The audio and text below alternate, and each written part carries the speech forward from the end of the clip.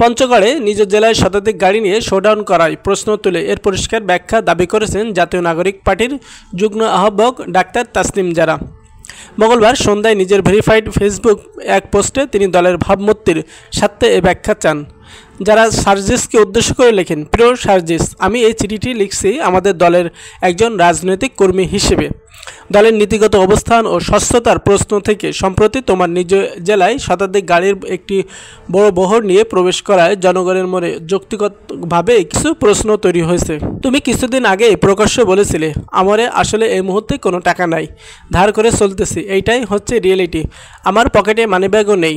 তোমার এই সাদাসিধে জীবনযাত্রার কথা আমাদেরকে অভিভূত করেছিল এবং জনগণের কাছে আমাদের সংগ্রামকে আরও গ্রহণযোগ্য করেছে, কিন্তু সেই প্রেক্ষাপটে এত বড় একটি আয়োজন কীভাবে সম্ভব হলো?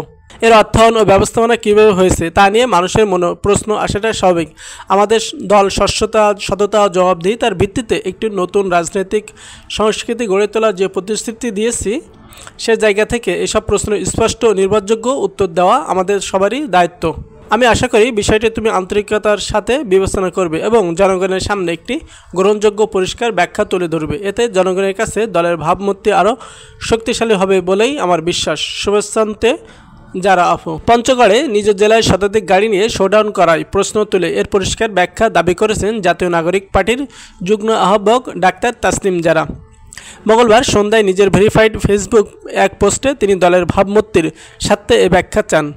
যারা সার্জিসকে উদ্দেশ্য করে লেখেন, প্রিয় সার্জিস, আমি এই চিঠিটি লিখছি আমাদের দলের একজন রাজনৈতিক কর্মী হিসেবে।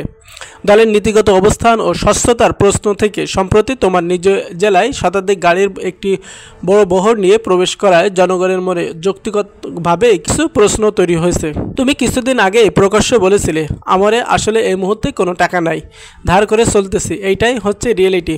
আমার পকেটে মানিব্যাগও নেই। তোমার এই সাদাসিধে জীবনযাত্রার কথা আমাদেরকে অভিভূত করেছিল এবং জনগণের কাছে আমাদের সংগ্রামকে আরও গ্রহণযোগ্য করেছে, কিন্তু সেই প্রেক্ষাপটে এত বড় একটি আয়োজন কীভাবে সম্ভব হলো? এর অর্থায়ন ও ব্যবস্থাপনা কীভাবে হয়েছে তা নিয়ে মানুষের মনে প্রশ্ন আসাটা স্বাভাবিক। আমাদের দল সততা ও জবাবদিহিতার ভিত্তিতে একটি নতুন রাজনৈতিক সংস্কৃতি গড়ে তোলার যে প্রতিশ্রুতি দিয়েছি, সে জায়গা থেকে এসব প্রশ্নের স্পষ্ট ও নির্ভরযোগ্য উত্তর দেওয়া আমাদের সবারই দায়িত্ব।